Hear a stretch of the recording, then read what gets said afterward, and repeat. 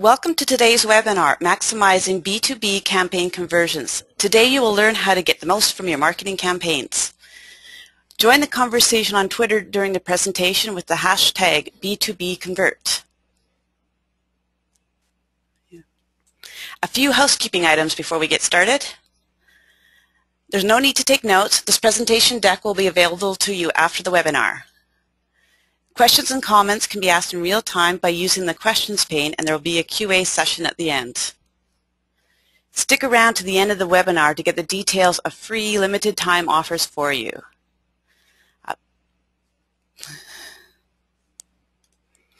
Your presenters today are Chris Goward, co-founder and CEO of Widerfunnel, and Tamara Graves, Senior Director of Demand Generation at Net Prospects. Chris is a marketing strategist and entrepreneur since he began his first web design business in 1994. He developed Widerfunnel's methodologies, including the Lift model and Kaizen, and is in demand globally as a speaker.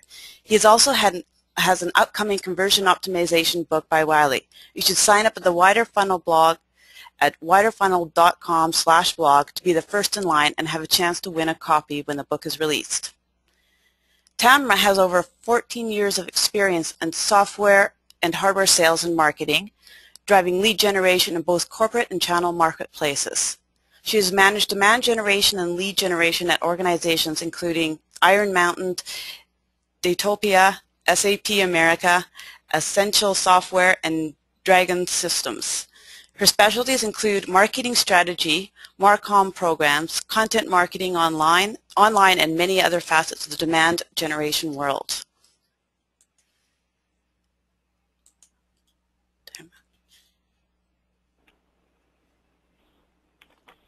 Well, thank you. We all know that every good program starts with good planning. So much so that many marketers are spending considerably more time on developing and refining their list segmentation practices. As a matter of fact, in the latest B2B Magazine State of Email Best Practices report, a little more than a third of B2B email marketers said they are currently working to do just that. So even before you develop your email, offer, or landing page, you need to find out if there are enough buyers out there to justify your program and investment. And at the end of the day, this boils down to one key question. How many new customers can there be that will potentially respond to my program? The math here is simple if you know your target market, and for some lucky marketers, you know this answer off the top of your head. But if you don't, you will need to develop a list of companies who meet your target buyer parameters. This varies by company, product, service, or location, each of which could also vary by the number of additional criteria like industry, company size, annual revenue, or even more specific things like the type of technology they run their businesses on. So not sure where to start? Well, first look to your internal data sources, your billing and/or support databases to compile the profile of those who have bought consistently from you in the past. Then utilize any internal tools or third-party vendors you have at your disposal to identify like companies. You might even look to public data like LinkedIn or published top what have you lists, or even U.S. Census Bureau data, which is free, to get a count of how many companies match your profile.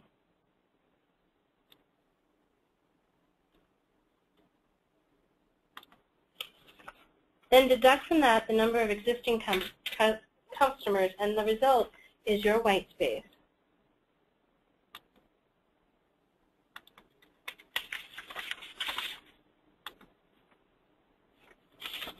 Now that you know which companies you want to go after, you need to determine who at the company you want to receive your message. If you've been studying your buyer persona, your work here is also simple. You already know your exact list segmentation criteria. If not, then you'll need to do a lot of trial and error to create a query that will give you the right list. And no list is perfect the first time. Once you have your first list full or preview file,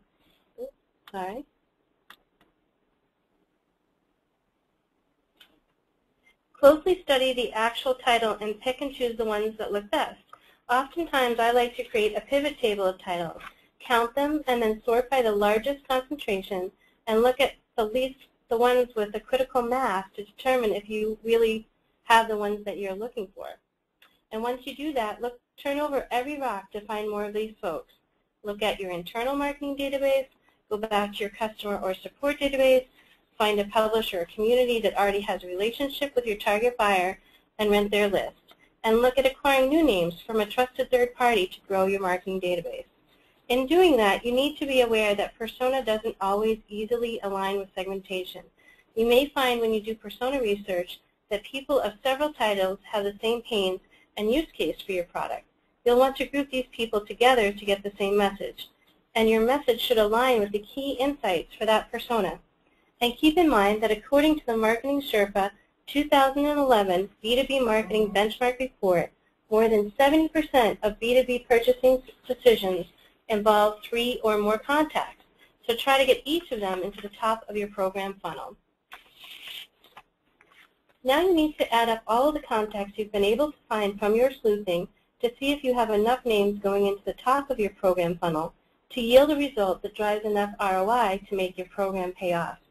And keep in mind that the average lifespan of a business contact is just 2 years, so you want to make sure that your data is as fresh as possible. As a matter of fact, according to the U.S. Census Bureau, more than 48 million business people changed jobs last year alone.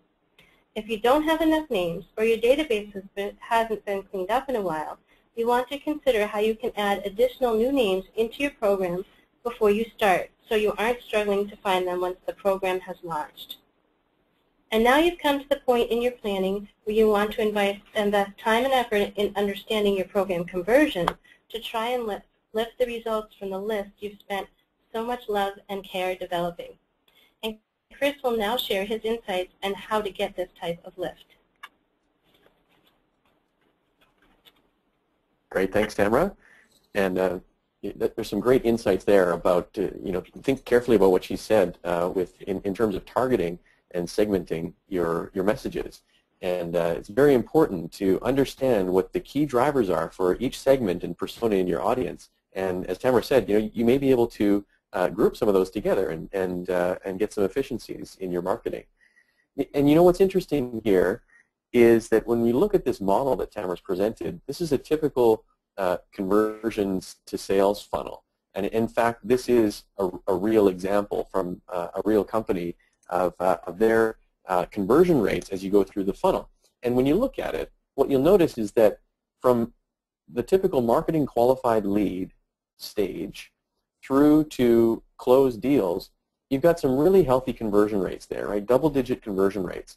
Where you're feeling pain, in most cases, is the top of the funnel, where from your initial touches to your contacts through your email or traffic generation activities, through to the responses to becoming a marketing qualified lead, the conversion rates are very low, and that's what we're talking about today. How do you boost those pain points where you're really dropping a lot of the potential leads, and how can we increase those through finding the right value proposition, the right messages to touch these individuals in your email communications and on your landing pages.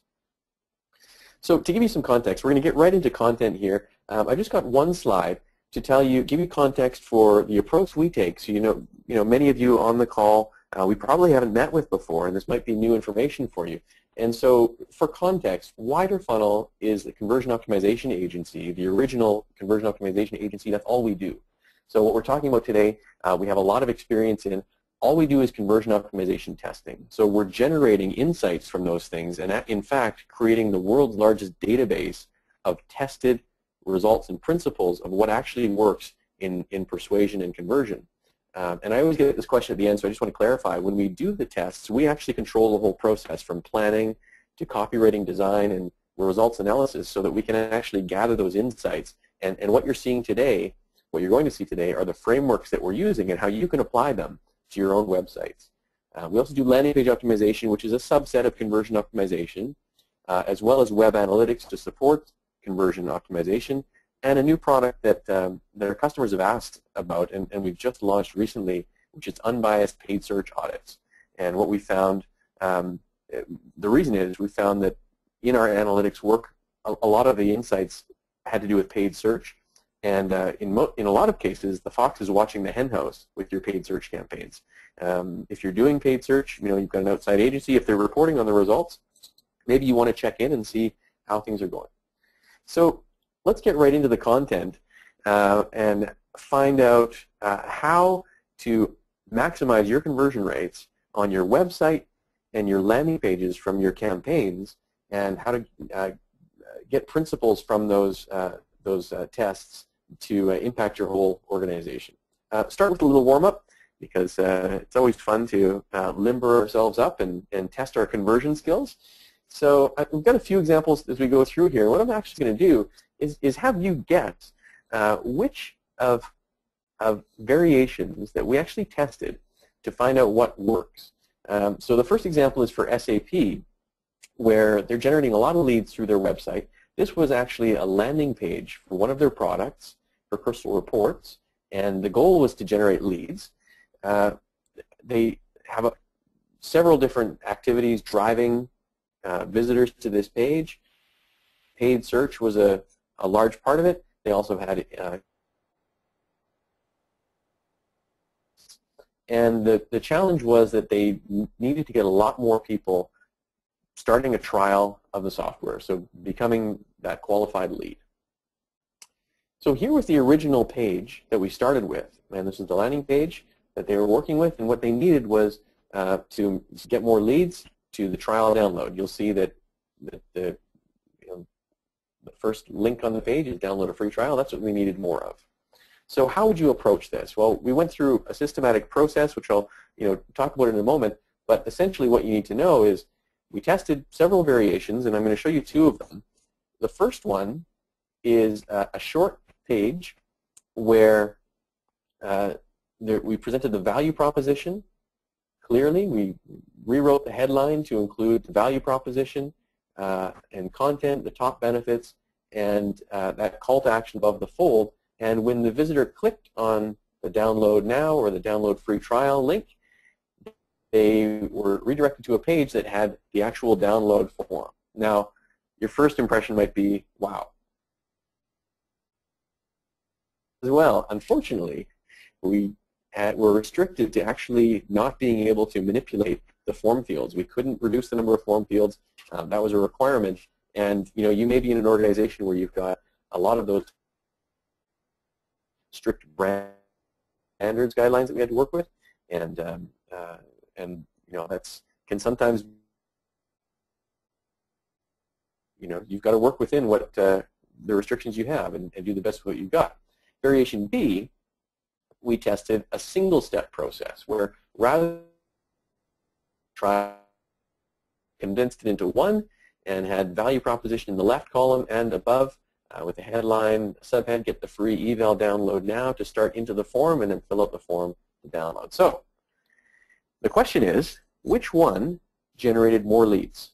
And we're going to open up a poll so you can actually vote. We'll go ahead and open that now. And you can go ahead and vote on which one you think had more lead. Let's go, so remember variation A is the two-step process where you click on the button to fill out the form. Variation B is the single-step form on the page. All right, so we see the votes coming in. Go ahead, we'll leave it open for a few more seconds. Don't be shy. We won't bite. And no one's watching your answers. So remember variation A, two-step form. Variation B is the single step. All right, so we'll close down the voting now and take a look at the results. Very interesting results to see. Look at that. Variation B had significantly more votes. 67% of people voted for variation B. And let's take a look at what actually happened. Well, when we tested this, we redirected all visitors so that they saw one or the other, and it turns out that variation A actually increased conversions to lead generation by 32.5%. So, hey, if you voted for A, you went against the grain, give yourself a raise because you just increased your lead gen rate by 32%. All right, so let's take a look at another example. This, again, is a B2B lead gen software trial download landing page. So this was software for video editing professionals offered by Singular Software. They were getting mostly branded keywords coming into this page, and they needed to get more free trial downloads. So again, here are two variations. Variation A was a short page, a concise, focused message of the value proposition and the call to action. Try Pluralize free for 30 days. Now, Pluralize is the name of the software, and it was, one of the keywords, the main keywords coming into the page. And so you select your software and platform edition, click Download Now, and there's credibility indicators below.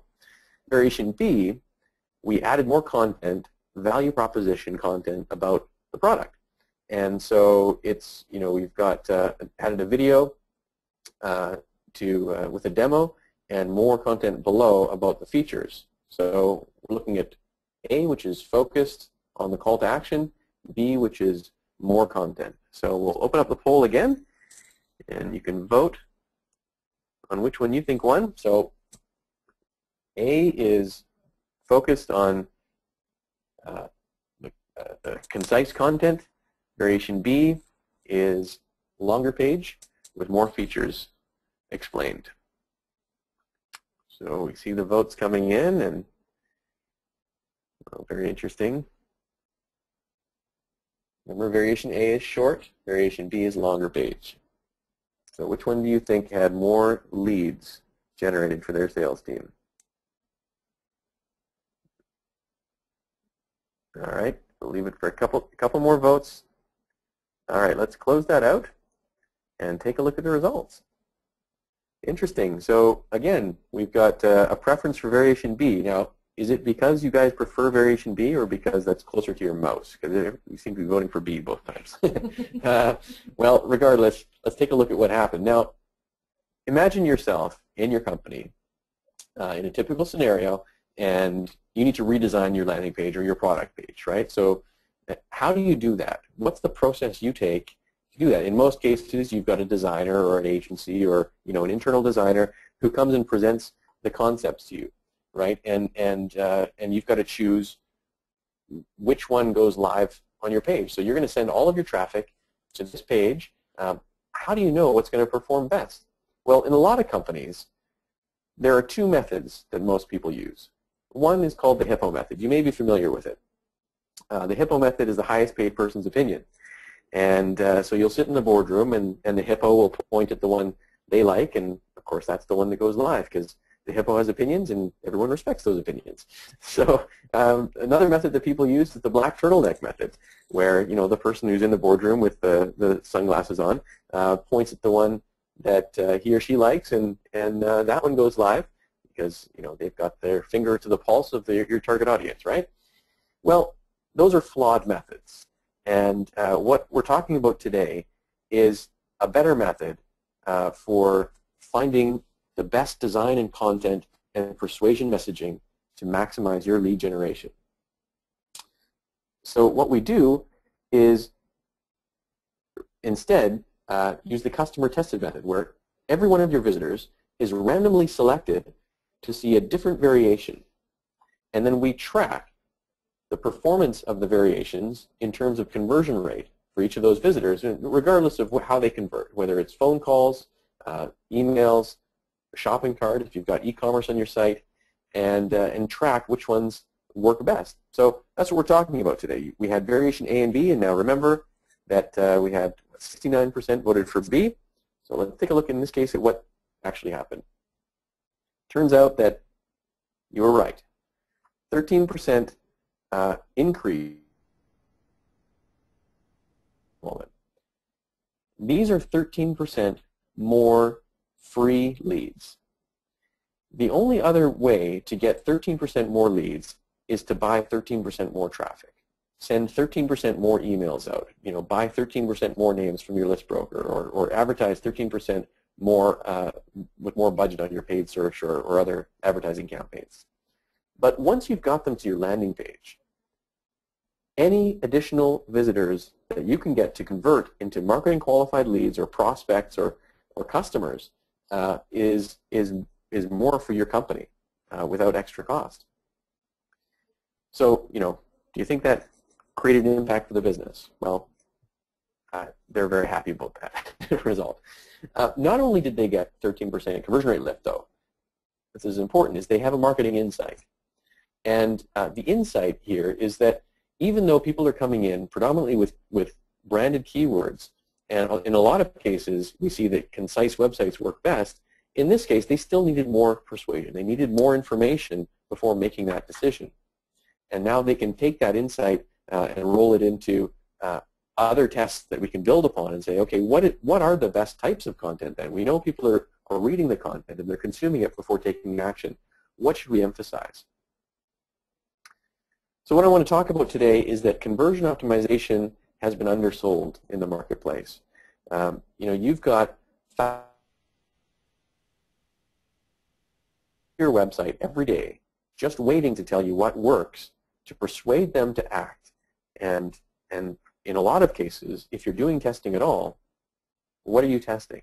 If you're testing just button shapes and button colors that a lot of people have been talking about, or headline colors, you're wasting all that amazing traffic.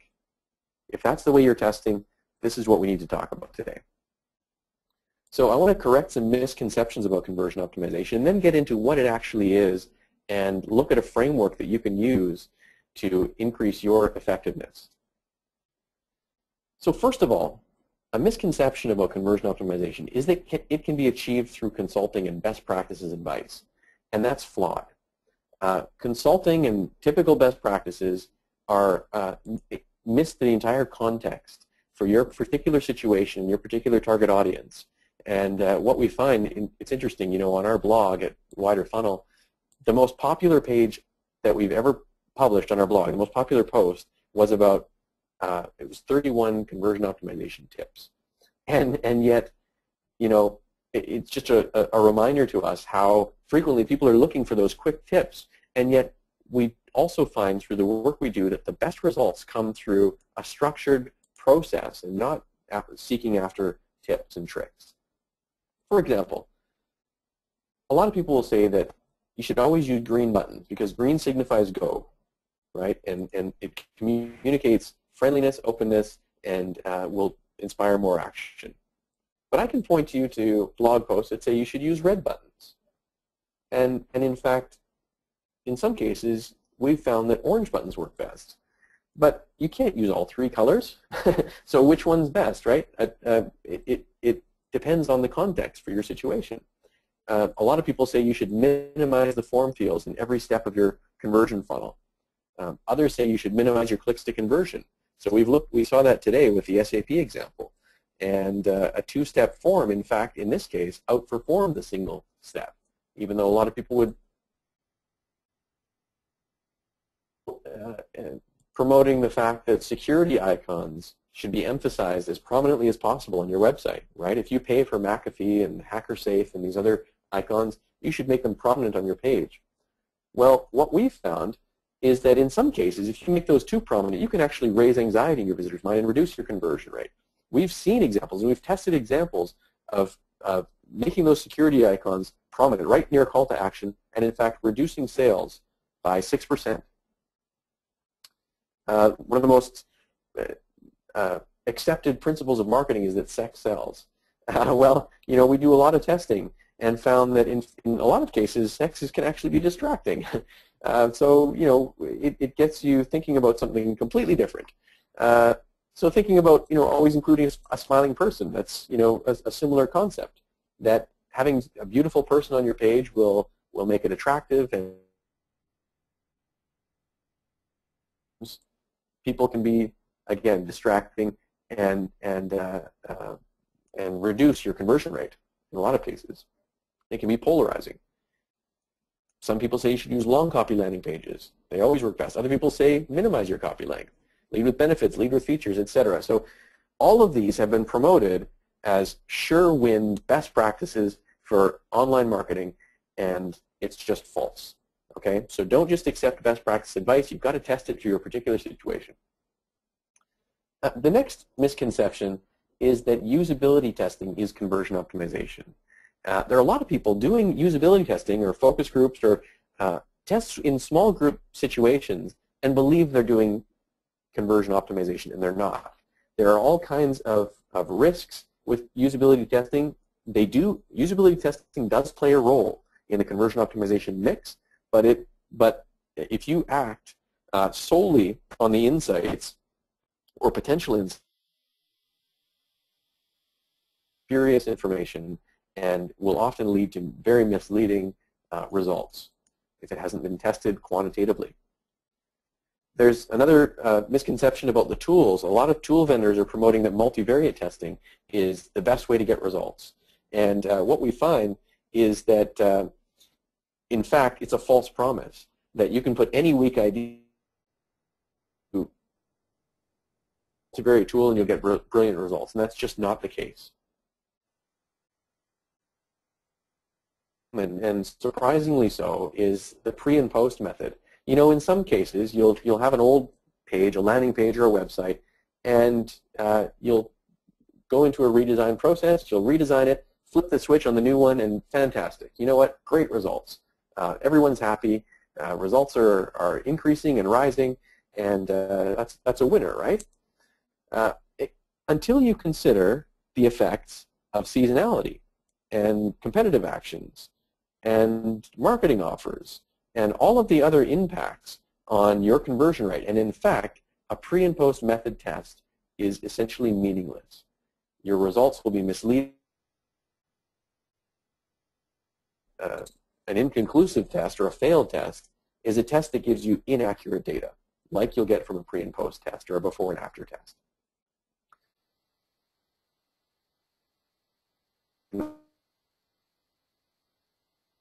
Is the intersection of three things. Number one, persuasion marketing, where the conversion strategist understands how to emphasize the right value proposition with clarity and persuade people and give them the motivation to act. And there are all kinds of principles within on minimize distraction and along within their motivation. The other compartment is experience design. And that's where once a person has motivation, we give them the ability to act. And that includes usability as well as just creating experiences that are inviting to your visitors. And the third component is the scientific method, where we use a rigorous process to test our hypotheses within those other two areas to find out what actually works. That's where conversion optimization sits, and that's where you'll get the best results. So how do you get those results? Let's talk about that, and we're going to look at a website. It's all about creating powerful hypotheses to test. Now, before we get into the frameworks, I want to let you know that whatever business you're in, these will work for you.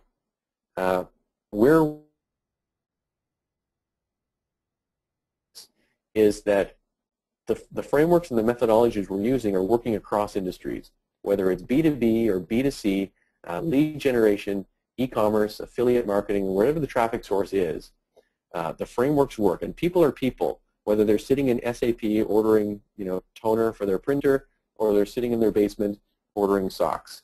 They're people, and they're persuaded with the same.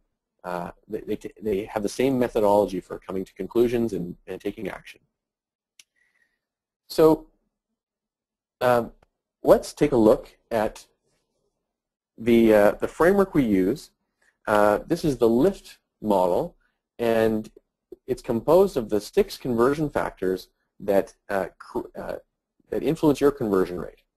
And then we'll take a look at an example of how it works. So the value proposition is the core of the LIFT model. And what it shows you is that the value proposition, perceived benefits and costs for a visitor to take the action that you want them to take on your website. And that value proposition will determine your potential for conversion rate lift and your potential for selling more to your marketing. There are components that increase the communication effectiveness of your value proposition and some that decrease it. So we're looking at relevance and clarity and increasing the effectiveness, where relevance is how relevant is the communication to your visitors' needs, And how relevant is it to the incoming source media? Does it match up with your email campaigns? Do you have a good scent trail, for example, that follows you from the email creative and the list and their needs through to the landing page and through the conversion funnel on your website? Clarity is clarity of the value proposition, clarity of the copywriting, clarity of the imagery and the eye to do on your emails and in your landing page. And then look at anxiety and distraction as detractors that reduce your conversion rate. You know, anxiety is anything that creates uncertainty in the visitor's mind of taking the action. Distraction is anything that redirects attention from the primary call to action, the primary message. And then finally, we have urgency, where you know, if you have any experience in sales, you know that you've got to close the deal now. Give them a reason to act now. And we can test with all of these factors to find the best composition of each of the 6 conversion factors that will maximize your conversion rate. So there's lots more information. If you Google Widerfunnel Lift later on, you can find, you know, blog posts and more information about that. But let's take a look at an example so you can see how that works.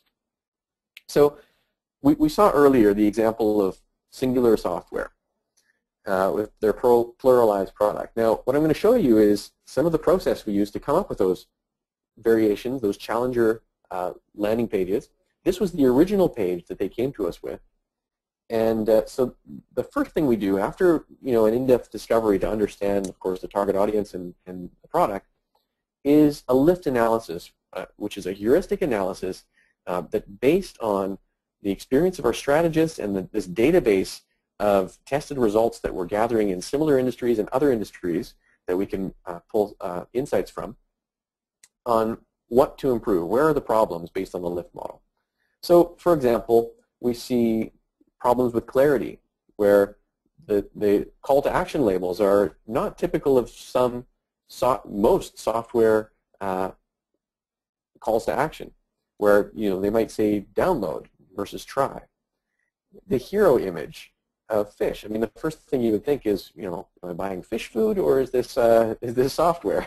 And you know, there's some you know, a good metaphor with these fish, and how, because the tool allows you to synchronize multiple streams of video and all that sort of thing. So yeah, it's a clever idea, but it's too clever, right? People don't get the idea right away. There is no main headline at the top of the page. Another clarity factor. Another clarity factor. Not enough product information to make a decision. But then there's also distraction with overwhelming technical details that aren't related to the decision, but are related to a step that's later in the funnel.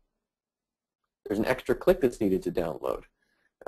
There's some value proposition component here. There's no credibility in the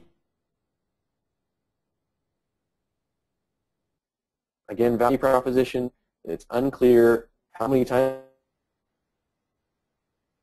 the software, and they're just missing the social proof, which is a key component for their value proposition.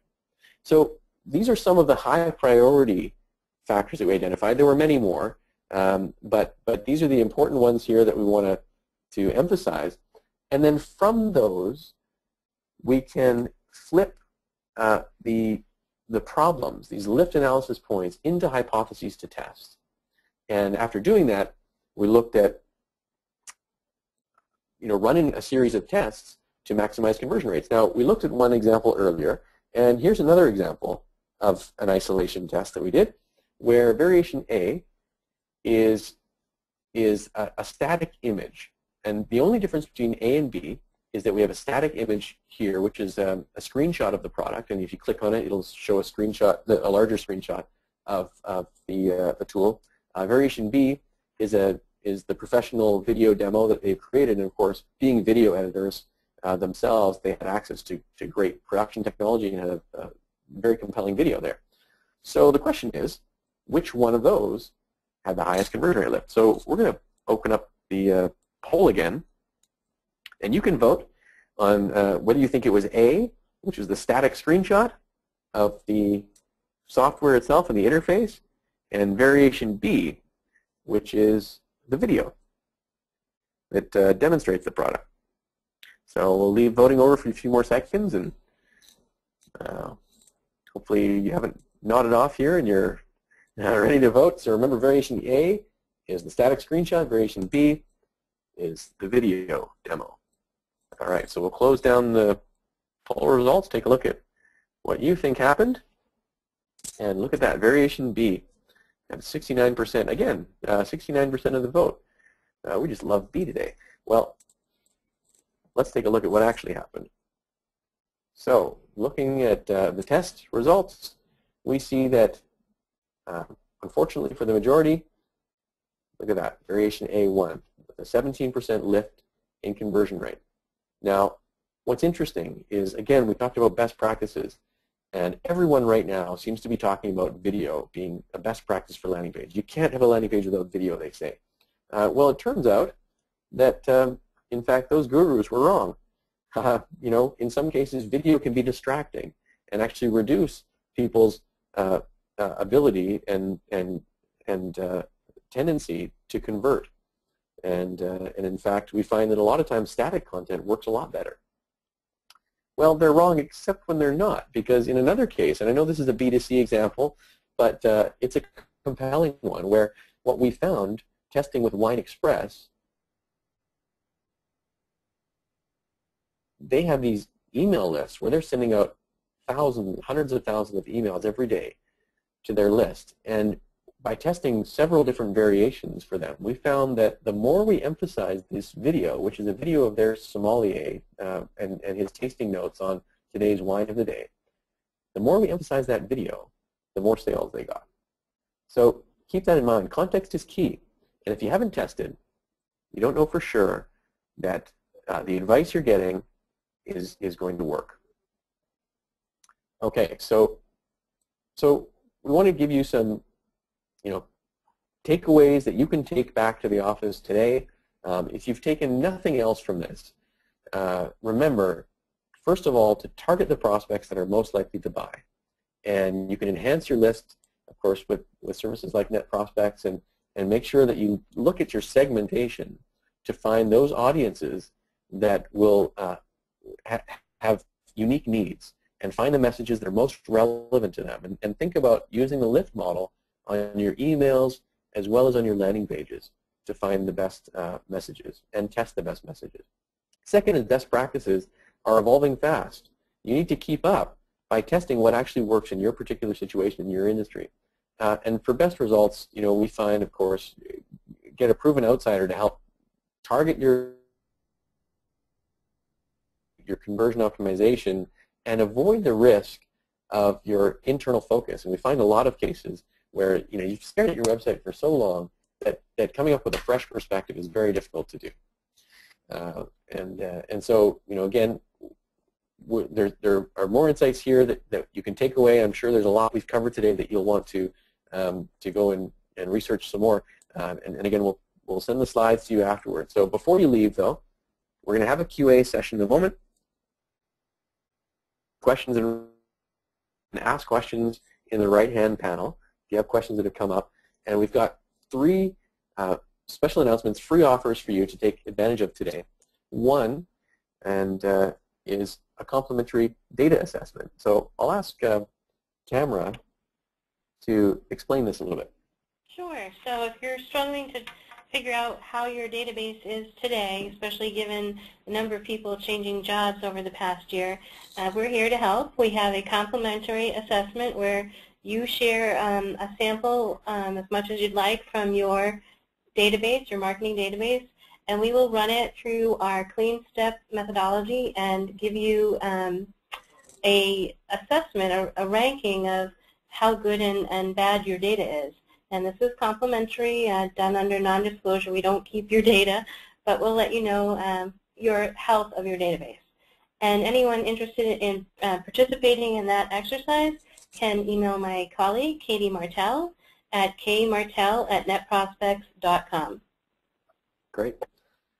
Thanks, Tamara. And a couple more here that you might be interested in. If you enjoyed the exercise here of guessing which variation won, you can do that on a new website we've just launched at conversionskills.com. And essentially, this is a place where we publish research that we're doing on the tests that we're running. And so you can test your conversion skills, and you can actually download the full case studies what worked and the results of the tests. It's completely free, and you can go through and look at examples there at conversionskills.com. And I'll also mention that if you're interested in a landing page evaluation, we have 10 time slots that are available for this webinar on a first-come, first-served basis. So if you're interested in that, go ahead and email hello@widerfunnel.com and tell us the URL of the web page you'd like evaluated. And if you've got a minimum 30,000 unique visitors per month, you can qualify for that. And so go ahead and send that email, and on a first-come, first-served basis, we'll make sure that we allocate those to get that free landing page evaluation. And this is a very valuable half-hour meeting that you'll get with one of our helpful team members here that can help you to find the best way to maximize your conversions. Okay, so we'll open up the floor here for questions, and Nancy's been collecting the questions as they've been coming in, so she can direct questions to the appropriate person and make sure that we get those answered. All right, so we'll take a look at the questions we've got coming in. It looks like there's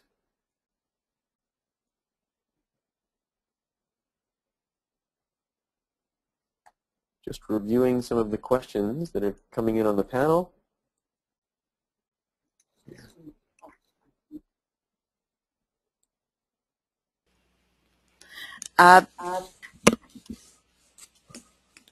There is a question about the web traffic needed. I know Chris has already touched on that just now, but perhaps you'd like to expand on how much web traffic is needed to get meaningful results?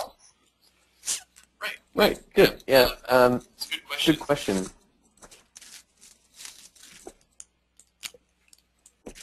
What we're seeing is that to get statistically significant results from the tests, you need a minimum amount of traffic, and typically 30,000 visitors is sort of a minimum to get good results in a meaningful within a reasonable time frame.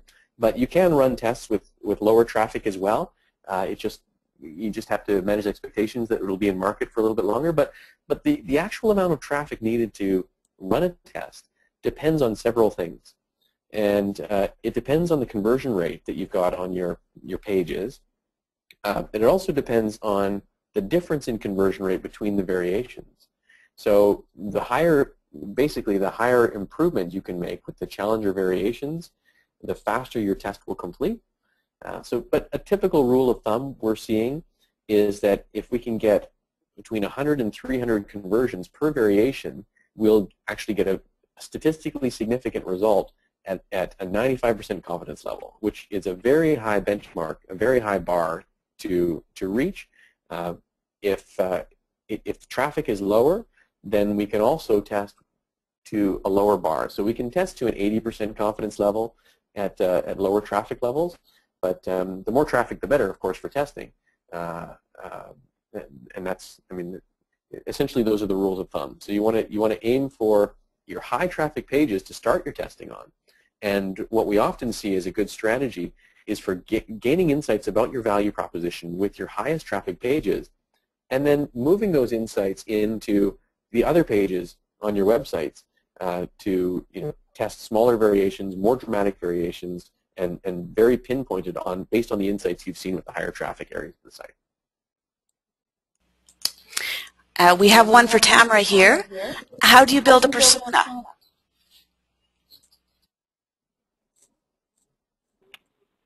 Great. Well, building a persona is not something that we can probably answer in just a few minutes, but it is so critical when you're building your list. And there is really a lot of extensive research out there, and my personal favorite is buyerpersona.com. There's a woman by the name of Adele Ravella who I've had the pleasure to take several classes from, and I often go to her site to get more news and tips on how to do that. So that would be my recommendation.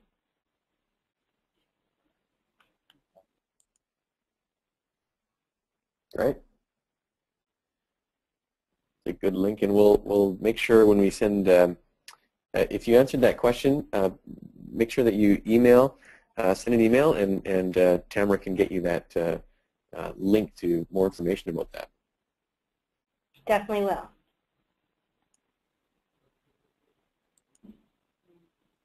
Okay, just looking at a few more questions here that have come in while we're answering. For Chris, if I run an offer through an emailer, what works well? A call for action with an email ID and phone number, or asking them to register a form in a landing page? Yeah, great question. So what you're getting at there is, do you want to have, what's the call to action that works best for lead generation? And what we're finding is it depends on your particular business model. In some cases, it's best to get people to act right online. In other cases, though, what we're seeing, of course, is what you'll find in the back end is that sometimes a phone call can be more valuable, a more valuable lead. So what you want to do is evaluate the conversion rates through the rest of your funnel to find out which of those you want to emphasize. And we've actually found by testing different emphasis, we can, in some cases, increase total conversion rates by having multiple types of conversion goals. So phone calls and forms on pages. But it really depends in the iFlow which one's more emphasized on the page. And in fact, there are some designs in iFlows that we're finding, in some cases, and fewer form fills, or vice versa. But in some cases, we're actually seeing that there is no cannibalization by providing both options if they're presented in the right way. So, I guess the short answer is, first of all, find out based on your conversion rates historically, or if you can track by lead source, which ones are more valuable, and that will tell you a little bit about which ones you should emphasize. And then we can do some testing about on which ones, the design that emphasizes each one, that minimizes cannibalization, maximizes total value based on the unique value for each, and total revenue potential from all of the lead sources. Okay, we have another one for Tamara here. How do you keep your email list clean?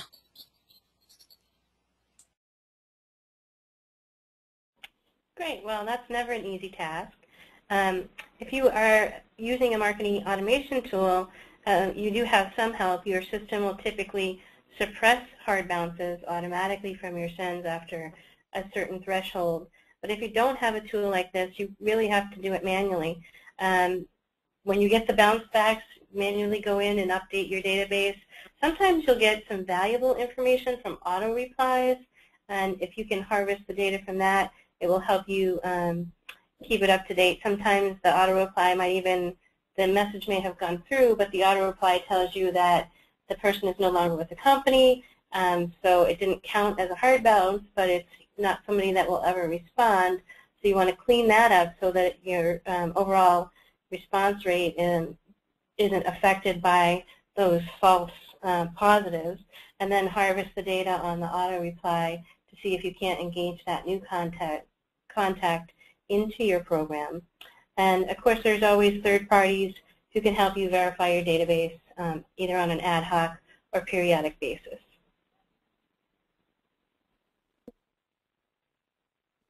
Great, good stuff. Okay, we have time for one more question. I'm getting the signal here, and then what we'll do is, yeah, go ahead with that one, Nancy. So this is for Chris. When you look at conversion rate, do you look at conversion rate for the given landing page or total conversion rate of the user links through to another part of your site from the landing page?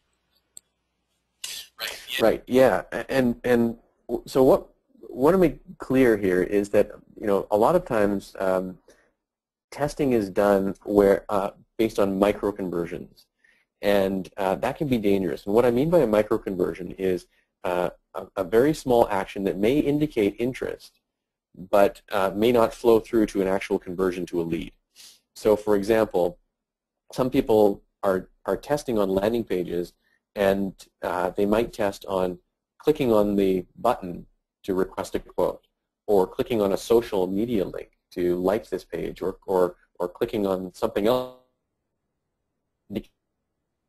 What we're finding, though, is that when we've tracked those types of micro-conversions as well as conversions that are actual leads, so completing a form fill or completing a purchase or some other valuable action that's closely tied to revenue, there is not a high correlation between conversions, even though you get more of them, don't lead to more major conversions in lead generation. So what we always want to do is when we're doing testing, track the actual conversion that's as closely tied to revenue as possible. So even if it's not on the same page, if we're testing on a landing page, we can actually track conversions that happen anywhere on the website, anywhere else, within the regular site or within another conversion funnel. Doesn't matter. And what we'll do is find out how did the variations on this page influence a person's activity all the way through to the point that they become a lead, and as close as possible to becoming a valuable lead that's qualified for you. So that's an important concept to keep in mind when you're testing. Make sure that you're testing for the right things and not just those micro conversion indicators. And in some cases, we're finding them inversely correlated. So some variations in challenger pages that are getting more of those early micro conversions are actually getting less leads generated. So you're getting more looky-loos, but less people that actually become valuable leads. So I hope that's helpful and answers your question. There might be a few more questions. Some of them are very similar to the ones we've answered here. So what we're going to do is follow up by email. We're also going to bring together a few of these webinar questions that we've gotten over the last few weeks from a variety of webinars that we've been doing, and put them into a blog post. So that you know, if you didn't get exactly the question you've asked answered here, go ahead to widerfunnel.com/blog and sign up, and we'll make sure that we get you get your answer there. So thank you very much for attending, and thanks again, Tamara, for presenting with us and inviting us to come and do this. And a lot of fun to work with you guys. Remember to take advantage of Tamara's offer as well. I'll just flip back to that one too, so you can make sure that you copy down that email address. So email Katie Martell if you'd like that data assessment. Remember to take advantage of that. It's kmartell with 2 L's at netprospects.com. And of course, you'll get this presentation afterwards as well.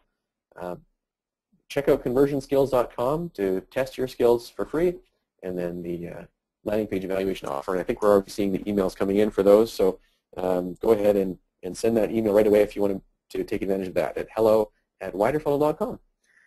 Thanks again, and hope to see you on our next webinar as well. We'll have more coming up in the next few weeks. So until then, happy converting. Thank you.